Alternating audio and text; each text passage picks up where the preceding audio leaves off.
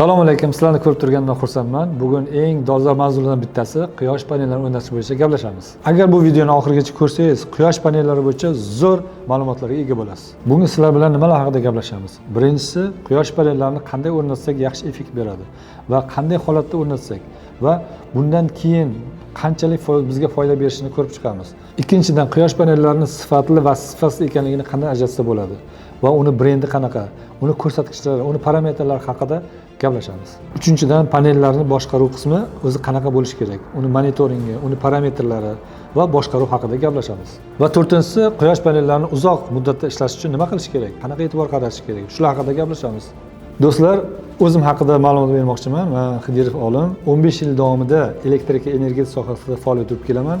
Shu yillar mobaynida ko'p loyihalarni amalga oshirdik. Hozirgi kunda Proxima Energy kompaniyasida главный energetik vazifasida faoliyat yuritib kelmoqdaman. Bu faoliyatim davomida bir nechta katta korxonalarda quyosh sistemasini o'rnatib berdik. Jumladan hozirgi paytda Coca-Cola zavodini 5 megavatga yaqin quyosh sistemasini o'rnatib keldik. Undan tashqari Next Targoviy Center, ICT va undan tashqari yana aeroport, ya'ni UzAirways, ya'ni undan tashqari Ohangaron Sement, deylik yana shifoxonalar, bolnitsalar, maktablar, bog'chalar va bundan tashqari ko'plab loyihalarni amalga oshirib kelmoqdamiz.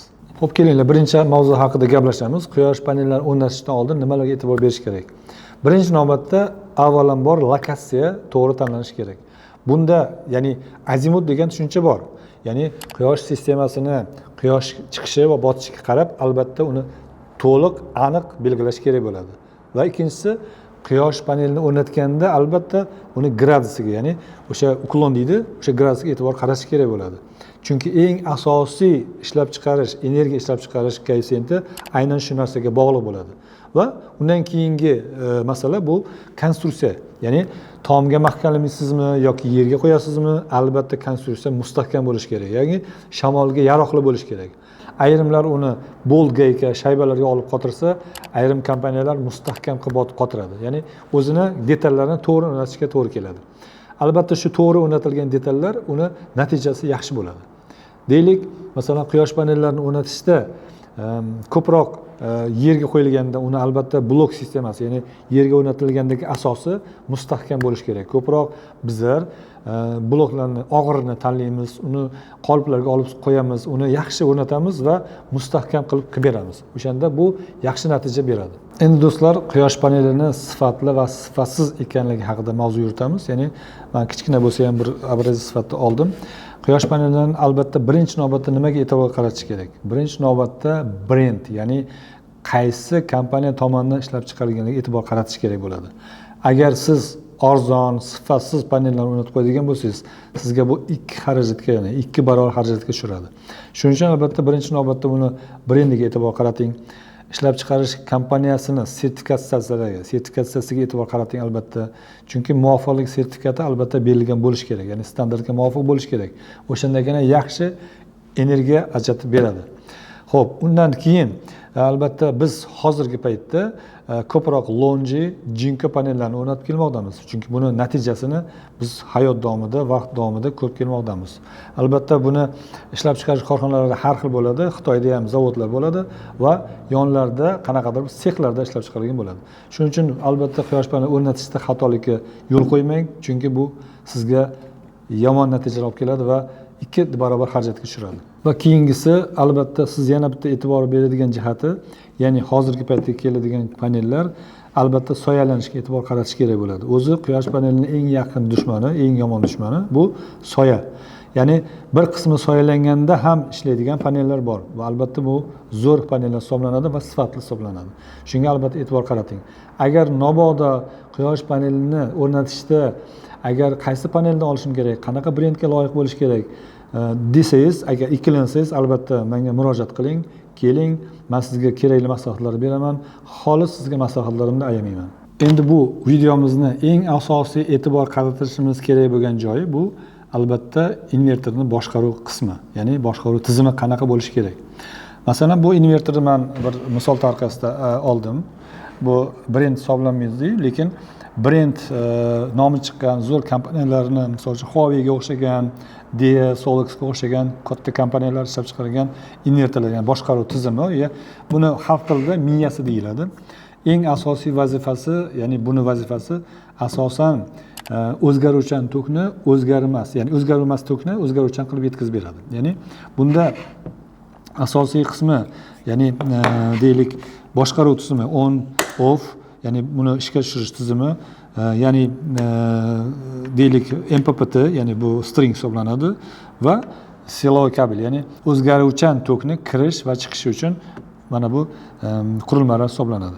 Bunga asosan e'tibor qaratishimiz kerak bo'lgan joyi, ya'ni ko'proq boshqaruv tizimida buni nazorat qilib turuvchi bu modem, ya'ni modemlar har xil bo'ladi va sim karta ishlatadigani bo'ladi va Wi-Fi sistemasida ishlatadigan bo'ladi. Agar qachonki sistema bir podvalda yoki biron bir antena chiqmaydigan joyda agar qo'yadigan bo'lsa, unda Wi-Fi qo'ygan lozim, yaxshiroq bo'ladi, chunki effekti yaxshi bo'ladi. Chunki siz bemalol xoh Amerikada bo'lsin, xoh Afrikada bo'lsin, bemalol uni siz kuzata olasiz, qancha ishlagani, qancha muddatda ishlab qolgani, qaysi muddatda ishlamadi va qaysi sabablarga ko'ra o'chib qoldi. Shular haqida ko'p ma'lumotlarga ega bo'ladigan mana shu qurilma, ya'ni modem, ya'ni dongle deyiladi. Shunga albatta e'tibor qarating va bu siz uchun kerakli maslahat hisoblanadi.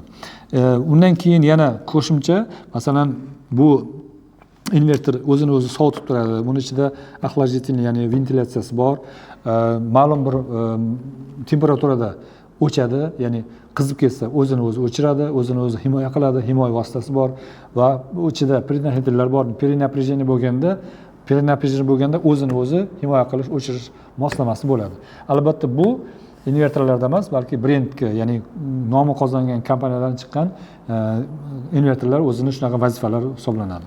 Va yana bitta e'tibor qaratish kerak bo'lgan joyi, albatta buni pasporti, ya'ni o'sha kerakli parametrlar yoniga yozilgan bo'ladi. Bakovida aynan mana shu parametrlarga qattiq e'tibor qarating. Chunki buni ayniqsa mana shu birinchi ko'rsatish, ya'ni parametrlarga qarasangiz, buning uchun avtomat tanlash, qanaqa kabel tanlash, qanaqa voltajda bo'lish kerak, qanaqa nominalkasi bo'lish kerak, qanaqa parametr, hammasi shunda yozilgan va undan tashqari o'zini instruksiya yozilgan kitoblari bo'ladi. Albatta kitobini o'qib chiqish kerak bo'ladi.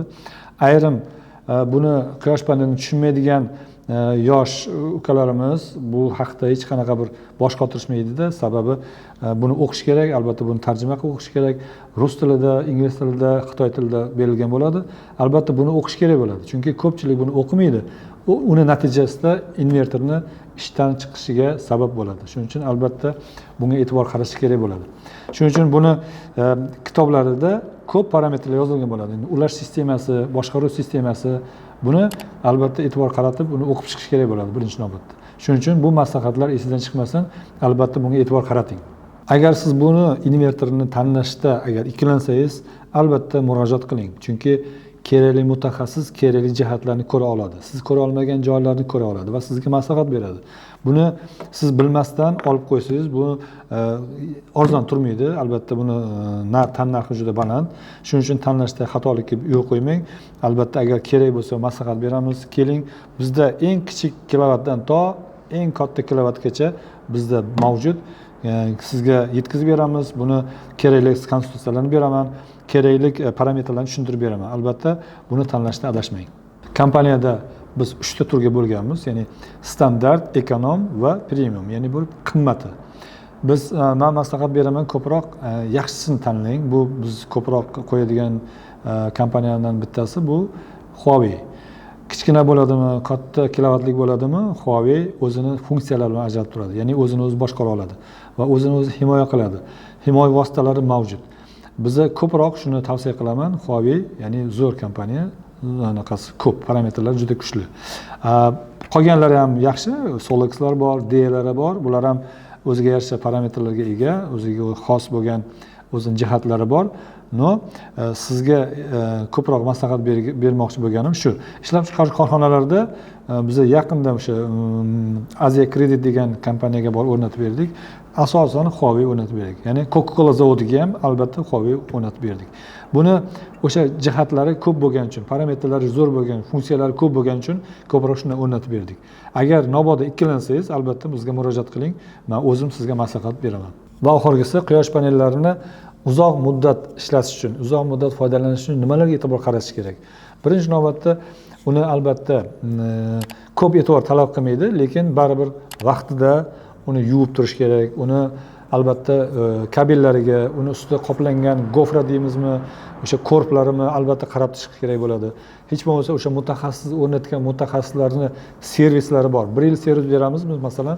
O'sha servis davomida biz har 3 oyda profilaktik suhbatlar borib ko'rib, invertorlarni ishlatib, uni boshqatdan перезагрузка qilib, uni albatta uni kabellarini qanaqa holatda turganligini, uni misol uchun monitoringi qanaqa holatda borayotganini hammasiga e'tibor qaratamiz. Bu o'sha panellaringizni, ya'ni quyosh stansiyasini uzoq muddat ishlashiga albatta ta'sir qiladi. Shuning uchun albatta e'tibor, juda katta e'tibor talab qilmasada, lekin uni qarab turish kerak bo'ladi. Misol uchun vaqtida ayrim holatlarda hozir quyosh panellarini tepada, yuqori qismda, ya'ni tomda yuvish uchun qiyin vaziyat paydo bo'ladi. Shuning uchun ayrim jihatlarda hozir quyosh panellarini yuvish uchun kerakli santexnika trubalar, kerakli o'sha yuvish moslamalari bilan moslashtirib berishmoqda. Bu albatta bu yaxshi. O'sha distansion, ya'ni telefon orqali boshqarib uni yuvish holatlari ham uchrab turadi. Va albatta quyosh panelini o'rnatim shu bilan bo'ldi emas, balki kompaniyani har 3 oyda, har oyda yoki kerakli bir vaqt muddatda borib albatta profilaktika o'tkazib kelish kerak bo'ladi. Chunki quyosh sistemasini, quyosh konstruksiyalarini, panellarning konstruksiyalarini o'rnatgandan keyin albatta uni e'tibor qaratish kerak. Chunki shamol har doim esib yoki vaqti bilan qattiq esganda, yumshoq esganda albatta shamolning o'rni bo'ladi. Chunki agar boltga olingan bo'lsa yaxshi.